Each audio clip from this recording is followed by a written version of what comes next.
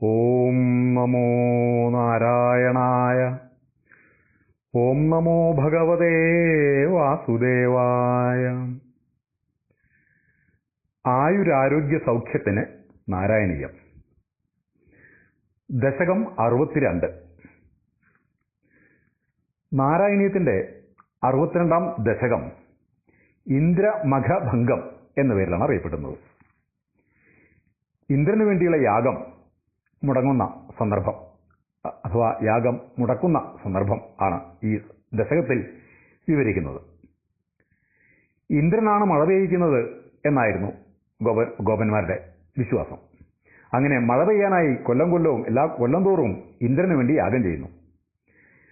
അതുകൊണ്ട് തന്നെ ഇന്ദ്രന് അഹങ്കാരം, അങ്ങേറ്റത്തെ അഹങ്കാരവുമായിരുന്നു. ഞാനാണല്ലോ മഴ പെയ്യിക്കുന്നത് എന്ന അഹങ്കാരം.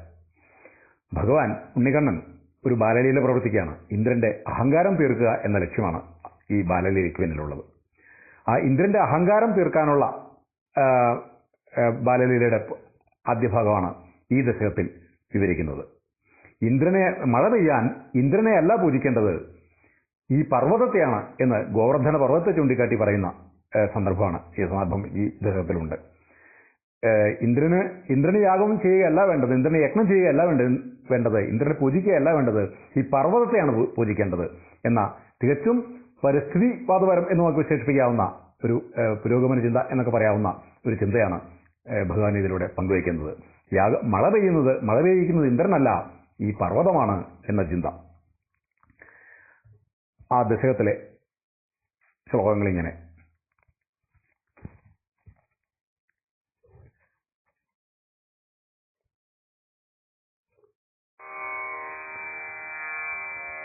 കദാചിത് ഗോപാലാൻ വിഹിതമഖസംഭാര വിഭവാൻ നിരീക്ഷ്യത്വം ശൗരേ മഘവമദമുധ്വം സിതുമനാഹ വിജാനന്നപ്യേതാൻ വിനയമൃദുനന്ദാദിപശുപാൻ അപൃച്ഛക്കോയം കോവായം ജനക ഭവതാമുദ്യമൈതി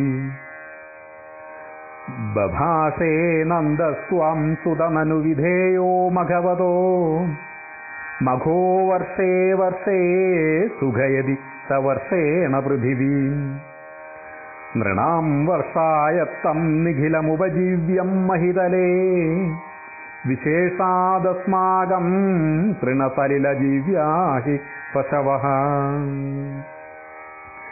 ഇതി ശ്രുത്വാ വാചം തിതുരൈ ഭവാനാഹ സരസം ധിഗേതന്നോ സത്യം മഘവജനിതാ വൃഷ്ടിരിതി യത് അദൃഷ്ടം ജീവാനാം സൃജതി ഖലു വൃഷ്ടിം സമുചിതാം മഹാരണ്യേ വൃക്ഷാഃ കിമിവ ബലിമിന്ദ്രായ ദദതേ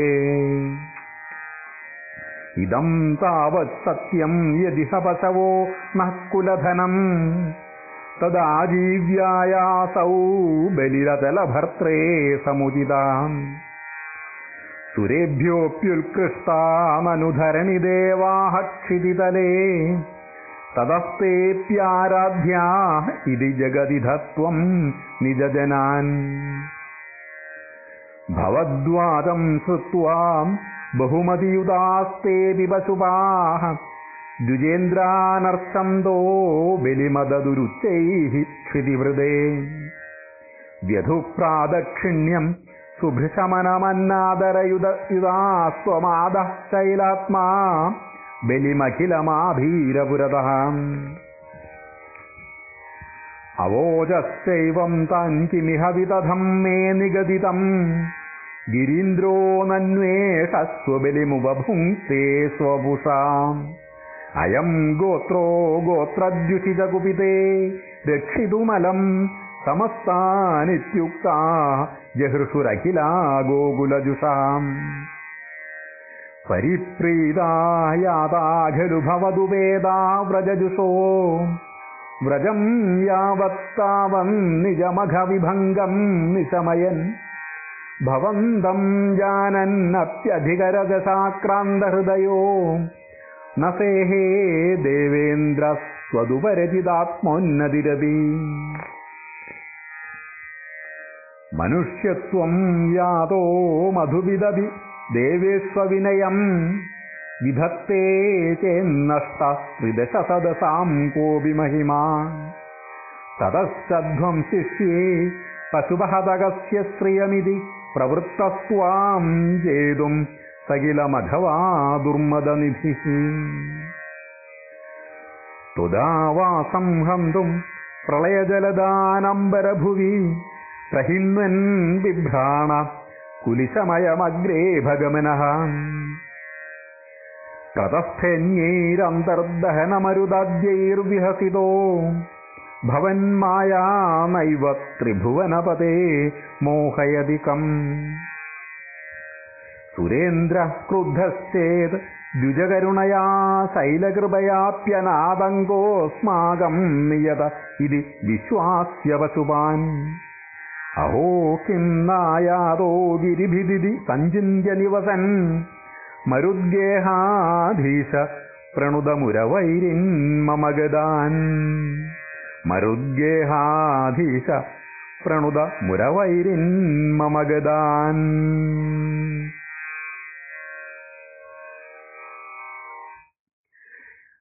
അഹോ കിം നായാതോ ഗിരിഭിതി സഞ്ചിന്യ നിവസൻ മരുദ്ഗേഹാധീശ പ്രണുത മുരവൈരിൻ മമ ഗദാൻ എന്നാണ് ദശകം അവസാനിക്കുന്നത്. അല്ലയോ മരുദ്ഗേഹാധീശ ഗുരുവായൂരപ്പ, മുരവൈരിയായ ഗുരുവായൂരപ്പ, മമ ഗദാൻ പ്രണുത, എൻ്റെ രോഗസമൂഹങ്ങളെ നശിപ്പിച്ചാലും എന്നാണ് ഈ ദശകത്തിലെ പ്രാർത്ഥന. നമസ്കാരം.